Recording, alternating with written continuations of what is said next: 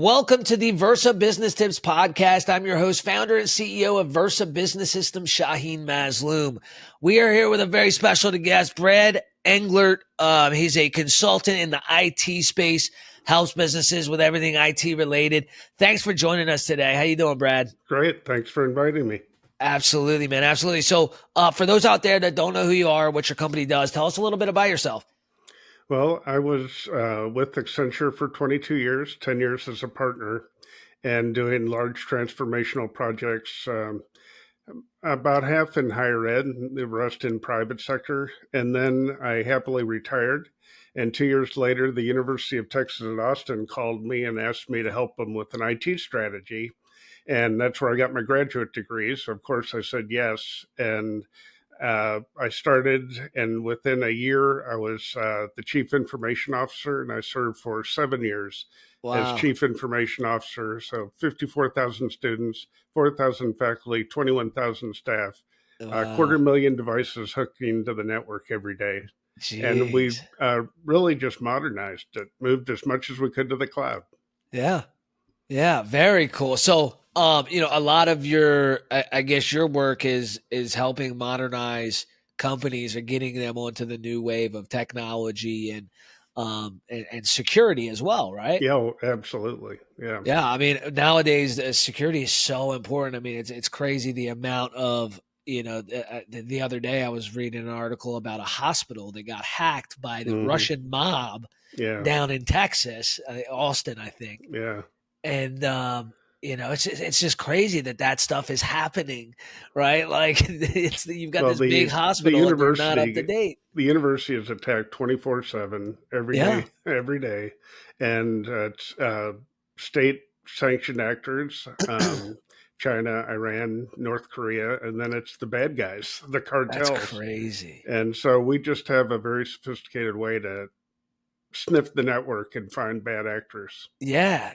So now they're trying to get data, right? Is it more like stealing people's identities? Is that what they're going after, or what is attracting them to for attack us? They're these trying things? to get our research, and we have a lot of National Science Foundation and Defense Department research. Now, the Defense Department research, we actually have an electronic moat around. So they're not connected to the internet at all. Right. And when you go visit them, you're giving up your phone. You have to have a security clearance. So we take that very seriously. Wow. Very cool. Like, for those that aren't, I guess, in the know and understand how universities work, we just think of students and professors and, we don't tend to think about all the, the research that they're doing and the things that's going on behind the scenes. That's attractive to the bad guys of the world, right? Or the people in different countries that are trying to, compete for, whether it's economic relief or, war tactics or whatever it may be, right? They say World War III will be all about infrastructure, right? Attacking infrastructure. And what's the biggest infrastructure we have? All internet based, right? Getting into the cloud, getting into the internet, hacking people's data and information. So besides helping companies, become more secure, and, what are some things that you're noticing now as far as changing over into the topic of AI? Are you guys doing anything with that right now, or trying to keep away from it, or what's your take on AI? Welcome to AI. It's the future. Love it. So that's the latest book you wrote? Yeah, I didn't write this. Actually, it was recommended to me by a venture capitalist here in town. Okay. And he said his firm is all in on investing in AI. So that and quantum computing, and getting back to the cybersecurity, people are using AI and quantum computing to crack things. So a lot of deep fakes now that, look very realistic, and they're using that to extract money from people.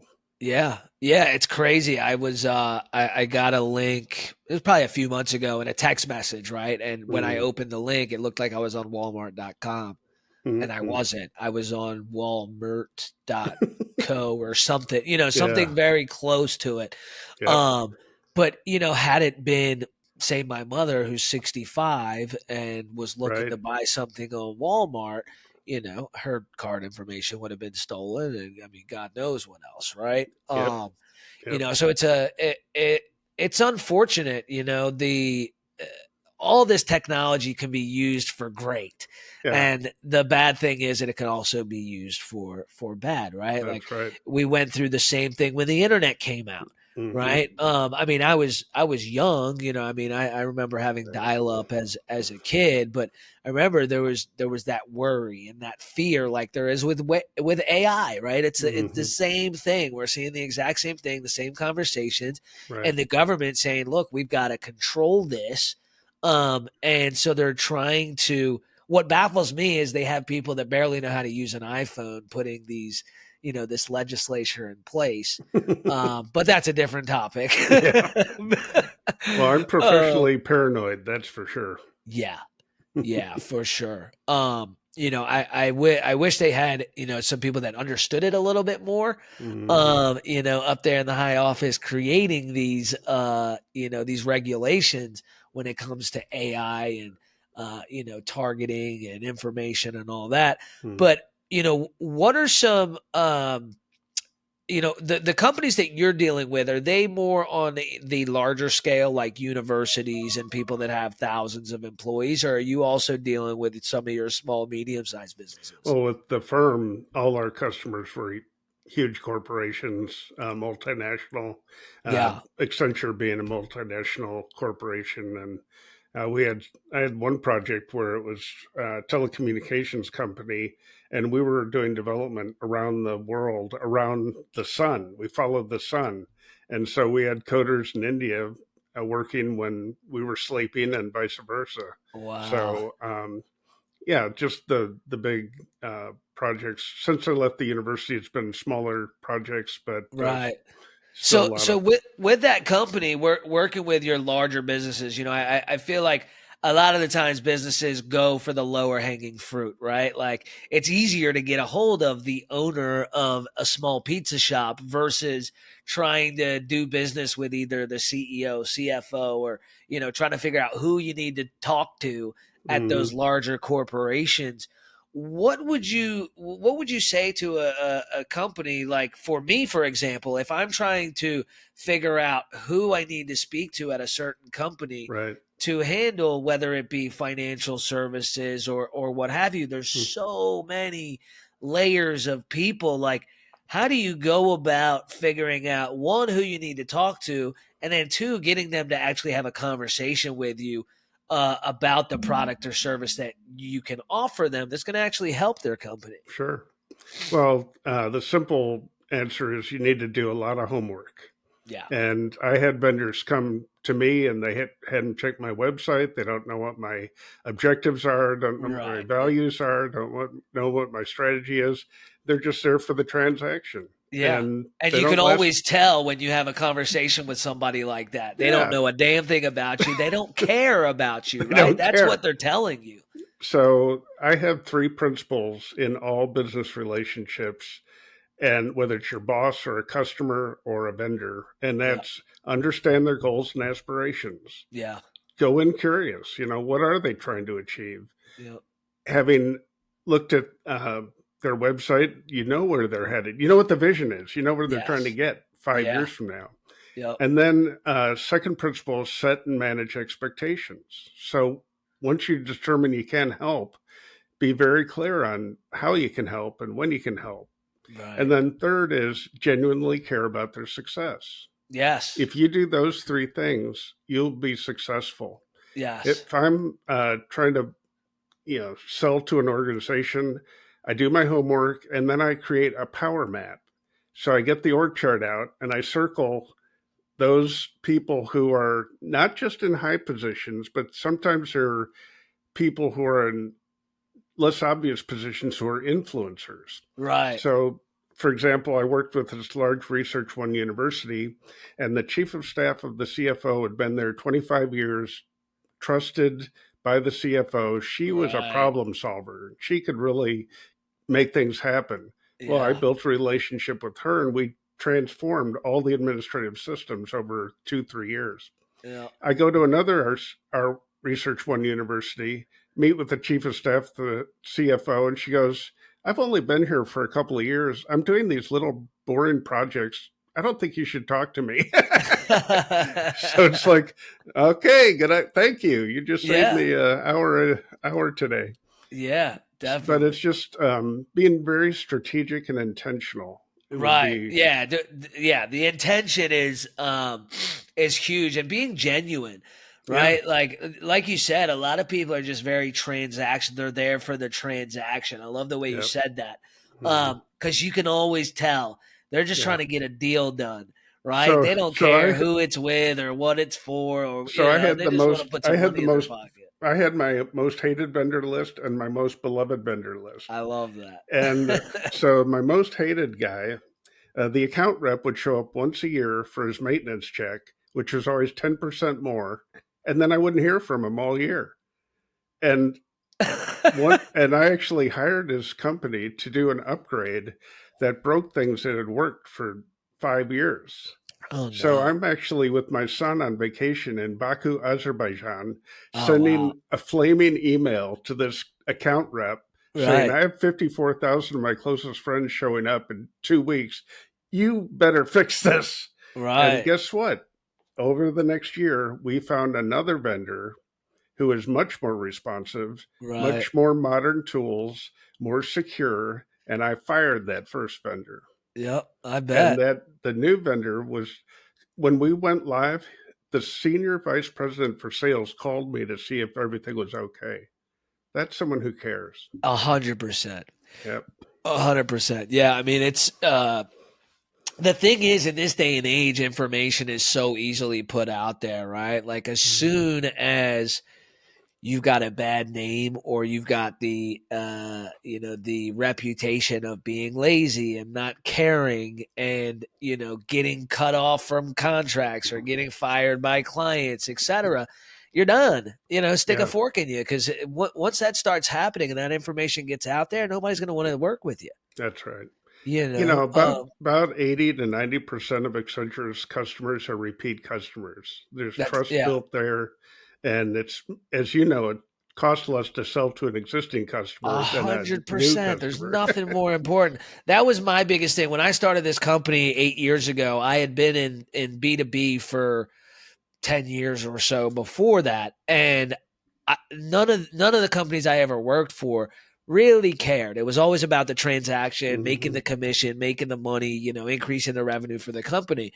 It wasn't, in our sales meeting, it wasn't, hey, how much did you help someone today? It was, Yeah. how much money did you make today?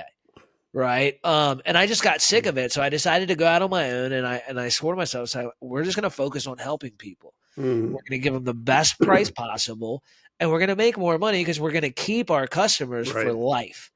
Oh, Right. That I was, had a that was, company. They had turnover of 50% in their customers. It's yeah, like it's holes in the insane. bucket, you know. Right. It's And they like kept you're filling it up, but spending it kept so leaking out the much bottom. money acquiring each of those customers. Yep. Keep them as long as you can. You give them a great deal. I always tell my guys, they're like, well, why don't we charge broker fees? Because all the other companies are making twice the amount of money. I'm like, Hmm. yeah, but you get one customer, you're going to fund that business 15, 20 times. Yeah. Whereas everybody else, they might make double on the first deal, but they're probably only going to do one deal. Yeah. You're going to Yeah. do 20. So you're Hmm. going to make 10 times as much. Yep. Right. That's right.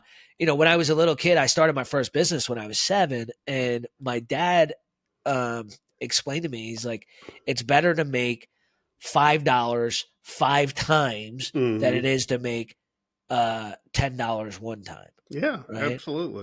And that always stuck with me. And that's the reason why we operate the way we do. We actually care. We give them a good price. We give them a Hmm. good deal. We take care of them. And at the end of the day, we'll keep them forever. So we'll make more money in the long run rather than burning and turning. Yeah. It's a People do that learnable. with employees It's too. a Like, they're learnable jerks to their skill. employees, and they're constantly spending their time hiring. Well, it's a It never made learnable sense to me. skill, and so Yeah, you're creating a culture where your sales guys can learn that, and exactly. and you know, you don't have to be born with the ability; you just have No. to be taught. Yeah, exactly. If you're a good person, you care about people. Hmm. That's always my philosophy. Like I'll hire the person that is you can just tell is a really good person and actually cares versus the guy that has a ton of experience. So when I first got to the university, I asked this professor who'd been there 40 years, kind of a crusty character, and I said, "Okay, give me some advice." He goes, "Get out of the office and tell people you give a damn." And that was the best advice because my Yeah, predecessor would be in the ivory tower, expect people to come to him and supplicate. And it's like, get out there and meet with your yeah, peers, meet with yeah. your influencers. I would meet every 4 weeks with the VP for public safety. Well, why would Right. I do that? Because something's going to go wrong. And we Yeah, need to be prepared proactively for when things go wrong. yeah. And his organization and I, we work very well together. We had a shooting, we had a bomb scare, we had Wow. 101,000 people show up at the stadium every other Saturday. You know? So I had 50 Jeez. people working the game. He had 50 people working the game because I had Right. building security, I had video security, and he had all the rest. So, Man, that's a but lot to take on. Like, how do you were you weren't working anything that large scale before you went to the university, were you, or you were? now most of my clients were big universities. Okay, So so Ohio State, for you were example. used to being around this large, like Yeah. it Yep. just it. How do you, I guess, how do you prepare yourself to go from doing business with somebody that has maybe 20, 30 employees to now whatever you do with this, like there's so many people that are affected by what you're doing, right? Hmm. Like everybody is counting on you and the work that you do, from the students to the staff to the, I mean, you've got hundreds of thousands of people, right, That relying on you to protect them. Like how do you process that in your mind? And like what is it that I know for me, like I care like about my employees and my employees' families and hmm. my clients and my clients' families. Yep. But like it gets on such a larger scale when you're talking about hundreds of thousands of Well, my people. first year was H1N1 swine flu, and the Wow. president and leadership asked if we could go online. And unfortunately, all our equipment was 8 to 10 years old. Our Oh email man. system was 20 years old, custom built. So if you're a faculty member, you had 100 maximum emails. Students had Oh 50. man. So to get the next one, you had to delete one. Our file storage was expensive. We honestly we could not do it, and that Right. scared me. And so over the next 8 years, we moved all the major IT services to the cloud: student email, faculty and staff email, Teams for video, Zoom, Right. our learning management system. Just So now was that done just like, you put a plan in place on day one and you just started knocking them out one Yeah, by one, yeah. or So was it as we talked to two, three, probably 300 to 400 people on campus to create an IT strategy. right? And what were the needs? And What's working, what's not, like where exactly. do we And need to then every focus? year Yeah. we would update it. Yeah. So align our capital budget and operating budget. So we replaced all the phones, 21,000 phones to voice over IP. Um, Learning management system used by 54,000 students and Wow. 4,000 faculty. It took 2 years for each of those projects because we're just so big. Right. So fast forward to March 2020, my successor increased Zoom, increased VPN, and 70,000 people went online to do work, teaching, learning, and research. And they were there for a year and a half. Now Wow. they're hybrid, but it took 8 years to get there. Right. Right. Had you not done all that work for 8 years, they would have never been able to Right. It would have survive. I been mean, like me the yeah. first year. Um, Yeah.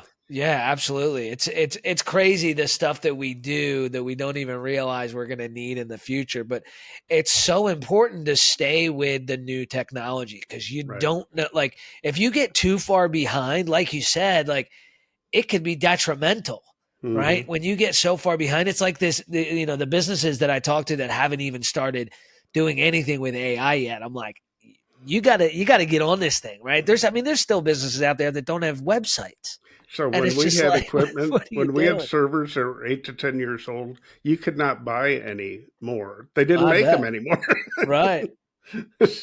It's insane. Insane. I don't understand how people can I mean, I'd be terrified if we had outdated technology because I Yeah. mean, technology, especially nowadays, there's so many tools out there that are just absolutely incredible and can make your job so much easier. Like when I first started this company, my in order for me to reach the revenue goals that I had at that time 8 years ago, I needed to eventually have 100 employees. Hmm. Right now, when I reached 10 employees, I realized I do not want to manage 100 people. I'm Hmm. like, this ain't gonna happen. But by then, by realizing that, I realized, well, we don't really need 100 employees.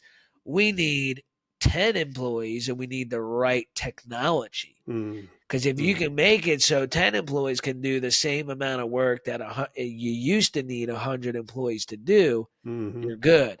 Like I mean, they're already seeing 1-2 man companies doing billions in revenue. Like Yeah. that's never been. It's like unheard of. Well, and Five, ten that's where years the ago. the cloud comes in handy because you don't Yeah, have to buy equipment that exactly. ages out every 3 years. You don't need a Yeah, data center. yeah. Just you don't need There's all so that many upfront expenses capital. that have just been cut off that you don't need anymore. That's right. It's amazing. So before we end today, what are some what would you say is the best advice that you have as far as to the business owners out there that may not be as advanced as they need to be? Like they always say, can't teach old dog new tricks. That's BS. What advice would you have for those people that aren't advancing technology within their business? Well, they need to be aware of what is available out there. Talk to different vendors and see how they can meet your needs. Be strategic, be intentional would be my advice. And uh, you have to take some risks, Yeah. calculated risks. So Yep. when we made all those transitions to the cloud, I mean, that there were hundreds of thousands of ways things could go wrong. Yeah. Oh And yeah. what I said to my team, 330 people, is things will go wrong. It's how we Yeah. deal with it when they do go wrong. 100%. But I think just being strategic and intentional Yeah. is really the key to be Yeah, you successful. bring a great point. I mean, intentional is everything, right? So like people are like, I want to just start using AI, but what do you want to do? What is your intention? What are Right. you trying to do? That's right. What is the task at hand, right? Where are you trying to get to? What do you want to do? And if you're intentional with it, it's very easy to figure out where to start, and then you just keep going from there. That's right. That's right. Yeah. So Brad, for our viewers and listeners today, what do you have for us? I'm going to send you a link so they can get a free sample of the book, get a Great. flavor for the book. If they like it, the second tab will be how to get the book. It's an audiobook or ebook or whatever. And then third is they can schedule time on my calendar Awesome. for a Very quick cool. chat. Awesome, man. Well, I appreciate it. Get those links over to me. I'll make sure to put it in the description. That way people can access it and have access to you and your company.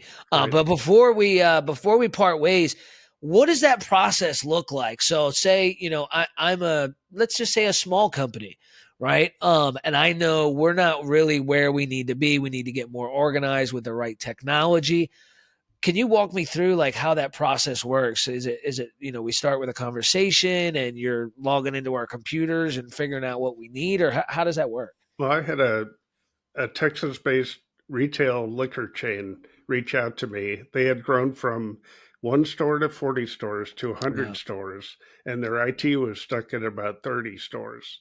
And so we just stepped back and created a strategy. What is most important? And things that are not important, like email and stuff, outsource. Right. Store support, outsource. And then we focused on what the customers wanted, which was mobile app and delivery, and I was able to get the resources to there so they could get the mobile app and delivery going. Right. And they had 40 stores up when the pandemic hit. So they had a sales channel they never had. And of course, they increased it to all the stores, all 100. Right. And all through the pandemic, I would get online and test it to make sure I could get my booze delivered Right. correctly. And so that was kind of fun. But you have to have a strategy. Yeah. Yeah, 100%. So it starts with the strategy, and then, I'm assuming you put together a proposal like, hey, this is our plan. Here's what it's going to cost. Here's what it's going to do. I can either do it for you, or, That's correct. you take it and, run with it if you want. That's right. And I'm assuming most people decide to have you implement it. Awesome, man. So, Brad, pleasure having you on the show. Really excited to talk to you again in in the next year or two to kind of see where everything's at.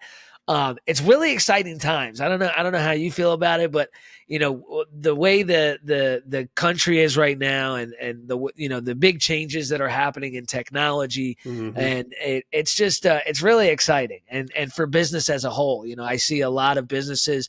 There's a lot of businesses up for sale. There's a lot of new people coming into business, a lot of new businesses being opened, and I'm just excited to see where we're at in the next couple of years. And my advice to your listeners is get out of the office and tell them you care. Yes, absolutely. Super important. Get in front of your clients, show them that you're there, that you care about them, and they'll do the same in return, and they'll stay with you for as long as you're around. And that's the name of the game. That's how you win. You keep a client for life, and you're good.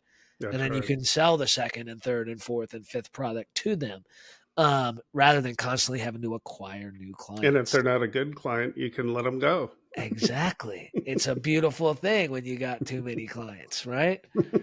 Love it. Love it. Thanks, Brad. You have yourself a great night, and we'll chat soon. Okay. Thank you.